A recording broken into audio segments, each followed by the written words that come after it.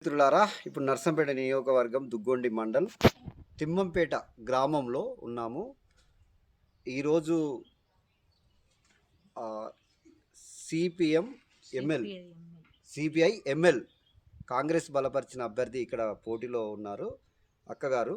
మరి వారిని అన్ని విషయాలు అడిగి తెలుసుకునే ప్రయత్నం చేద్దాము. అక్క, మీ పేరు, మీరు మీ గురించి మీరు ఇంతకుముందు ఏం చేశారు? పిఓడబ్ల్యూ శ్రీ సంఘటన రాష్ట్ర కార్యదర్శిగా పనిచేస్తున్నాను. మేము సిపిఎంఎల్ పార్టీగా పోటీ చేస్తున్నాను. సర్పంచ్గా కాంగ్రెస్ పార్టీ బలపరిచింది మాకు. మేము గత 30 సంవత్సరాల నుండి పేద ప్రజల కోసం నిరంతరం కూడా ప్రజల కోసం పోరాటంలో ఉన్నాము. గత 3 శతాబ్దాల నుంచి సర్పంచ్గా పోటీ చేస్తున్నామన్నాము. అప్పటి నుండి 2 సార్లు బీఆర్ఎస్ పార్టీకి మాకు 1-2 ఓట్లతో మేము ఇది కావటం జరిగింది.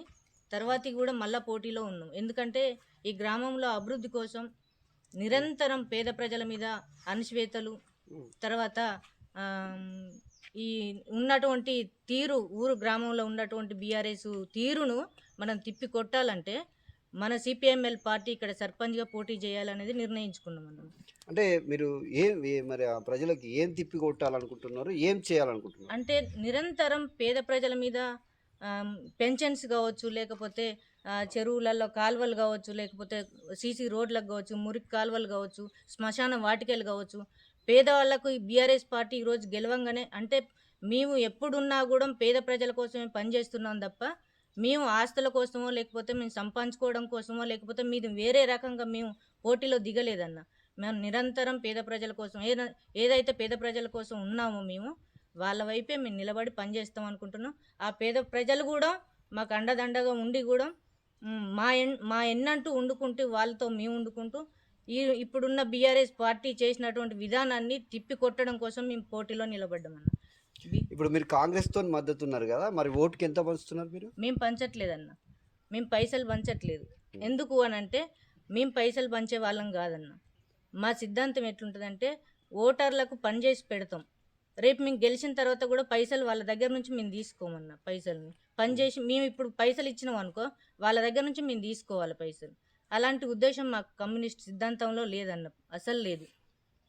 ఓకే అక్క, ఇప్పుడు మీరు ఇట్లా అంటున్నారు కదా, మీరు పైసలు పంచకపోతే ఎదుటి పార్టీ వాళ్ళు కూడా పంచి వాళ్ళు గెలిచే అవకాశం ఉంటుంది కదా, అప్పుడు మళ్ళీ మీరు ఓడిపోవాల్సిన పరిస్థితి ఏర్పడుతుంది కదా. మీకే ఎందుకు ఓటేయాలనుకుంటున్నారు? ఆ ప్రజలు ఎందుకు ఓటేయాలి? మీరు ఏం చేస్తారన్న? అంటే మేము పేద ప్రజలకు అండగా ఎందుకు ఉంటున్నామంటే పేద ప్రజలలో మాకు ఒక ఇది అనేది ఉందన్న. ఎందుకంటే మేము పనులు అన్ని విధాలుగా సహకరిస్తాం. గ్రామం ఇంతకు ముందు ఎప్పుడున్నా ఆపదలో సంపదలో కూడా మేము ముందుండేసి మేము పెద్ద ఎత్తున ముందుండి పేద ప్రజలకు మేము అండగా ఉండి వాళ్ళ తరపున మేము ఎప్పుడంటే అప్పుడు ఏ నైట్ అంటే ఆ నైటు తన కానీ నేను కానీ వెళ్ళి వాళ్ళ పేదరికాన్ని కండ్లలో చూసుకుంటూ వాళ్ళ కుండలో మెతుకులమై మేము, వాళ్ళ గంజిలో మెతుకులమై మేము వాళ్ళని ఎన్నంటూ వండుకుంటూ వాళ్ళు ఎమ్మటి వండుకుంటూ వాళ్ళ పేద ప్రజలు కన్నీళ్ళు తూడ్చుకుంటూ మేము వాళ్ళు ఎంత ఉంటున్నాం కాబట్టి వాళ్ళు మాకు ఓటేయాలనుకుంటున్నారన్న.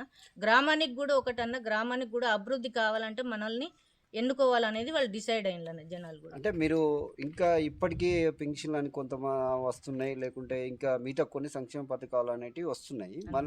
మరి అదనంగా మీరు ఇంకా ఏం భరోసా ఇస్తున్నారు వాళ్ళకి? మేమేం భరోసా ఇస్తున్నాం అంటే ప్రజలకు అందరికి కూడా పింఛన్ విషయంలో భరోసా ఇస్తున్నామన్నా, మురికి కాలువలలో భరోసా ఇస్తున్నామన్నా, తర్వాత రైతులకు రుణమాఫీకి సంబంధించింది ఒకటి భరోసా ఇస్తున్నామన్నా, రైతులు పండించిన పంటకు కూడా గిట్టుబాటు ధరలు లేవు కాబట్టి వాటికి కూడా మేము చేయడం ధర్నా. రైతులకు పొలాలు ఉండి వాళ్ళకు ఇంకా పట్టాలు రాక చాలా మంది ఉన్నారు. మరి వాళ్ళ పరిస్థితి వాళ్ళకు కూడా తీసుకొచ్చే ప్లాన్ లో ఉన్నామన్న. మేము గతంలో రైతు భరోసా కూడా రాని వాళ్ళకు కూడా ఇప్పించేటట్టు చేస్తున్నామన్న. మేము చేయాలి అది కూడా. గతంలో మల్లేష్ ఎంపీటీసీ ఉన్నప్పుడు కూడా ఎక్కడ లేని నిధులు కూడా తన తీసుకొచ్చి గ్రామాలలో చేసిండు కాబట్టి వాళ్ళ అభిమానంతో మనకు ఓట్లు వేయాలనుకుంటున్నారన్న. ఇప్పటికి కూడా మనం పేద ప్రజలకు అంకితమై వాళ్ళ వెన్నంటూ వండుకుంటే వాళ్ళకి ఏది వచ్చినా కూడా మేము సిద్ధం. ఎందుకంటే పైసల్లో పంచడం అనేది కాదన్న. ఇక్కడ మనిషిని చూసి మనం ఏం చెప్తున్నాం అంటే ఓటర్ల కాడికి పోయి మీరు మాకు ఓటేయండి, మేము డబ్బులు పంచే వాళ్ళం అయితే కాదు, మీరు మాకు ఓటేస్తే మీకు పని చేసి పెడతామని చెప్తున్నాం. అంటే ఇప్పుడు మీకు ఇక్కడ ఎంతమంది అభ్యర్థులు అక్క మొత్తం మీ గ్రామంలో? 2800 మంది ఉన్నారన్న. 2800 మంది? 2800? 800. ఓటర్స్. ఓటర్స్ ఇప్పుడు మీరు పోటీ చేసే అభ్యర్థులు ఎంతమంది ఇండిపెండెంట్తో కలిపి? 2 బీఆర్ఎస్ పార్టీ, ఆ, మనం ఎంఎల్ పార్టీ. ML party. మీ గుర్తు ఏమొచ్చిందక్క? కత్తెర గుర్తు అన్న మనం, సత్యం ఉంటుంది. కత్తెర గుర్తు వచ్చేసింది.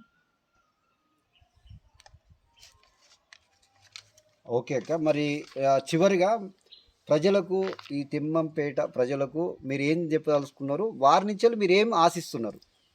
మేమేం చెప్పదలుచుకున్నాం అంటే గ్రామంలో అభివృద్ధి కోసం, గ్రామంలో ఉన్నటువంటి అన్ని నిధులకు సంబంధించింది, పేదరికం కావచ్చు, దరిద్రం కావచ్చు, లేకపోతే ఇంకా రకరకాల ఉంటాయి కదన్న, వాటి గురించి మేము గ్రామంలో అభివృద్ధి చేయాలని నిలబడ్డామన్న. వాళ్ళ నుంచి కూడా వాళ్ళు కూడా మాకేం చెప్పారంటే మీరుంటే చాలు, ఈ గ్రామంలో అభివృద్ధి జరుగుతుంది, ఎప్పుడున్న దొంగల చేతులకు పోతుంది కాబట్టి గ్రామం అనేది, ఎప్పుడున్న వాళ్ళు దోచుకొని తింటారు కాబట్టి ఇప్పుడు అయినా మీరు రండి, మీరు చేసుకోండి, మీకు మేము ఓట్లేసి గెలిపించుకుంటాం, గ్రామాన్ని అభివృద్ధి చేసుకుందాం అని చెప్పేసి ఓటర్లు మాకు చెప్తున్నారండి.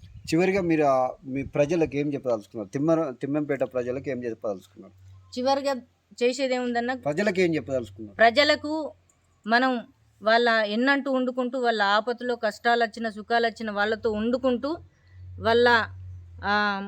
వాళ్ళు చేసేటువంటి మేము చేసేటువంటి విధానాన్ని కూడా వాళ్ళకి చెప్పుతూ, వాళ్ళు ఎన్నంటూ వండుకుంటూ, వాళ్ళ పేద కష్టాలలో మేము వండుకుంటూ నిలబడుతూనే అనుకుంటాం. ఓకే. అంటే మరి మీరు ఇంత చేస్తున్నారు కదా అన్న, మరి వాళ్ళు మీకు ఏం చేయాలనుకుంటున్నారు? వాళ్ళు ఏం చేయాలంటే మమ్మల్ని గెలిపియాలనుకుంటున్నారు. Yes, okay. మీకు ఓటు వేయాలనుకుంటున్నారు. ఏ గుర్తు? కత్తెర గుర్తు. ఓకే, కత్తెర గుర్తు ఓటేయాలనుకుంటున్నారు. ఓకే. కత్తెర గుర్తుకు అక్కను గ్రామస్తులందరూ ఆశీర్వదించాలని కోరుకుంటున్నారు. అదేవిధంగా ఆశీర్వదిస్తారని కోరుకుంటూ జై భీమ్, జై భారత్.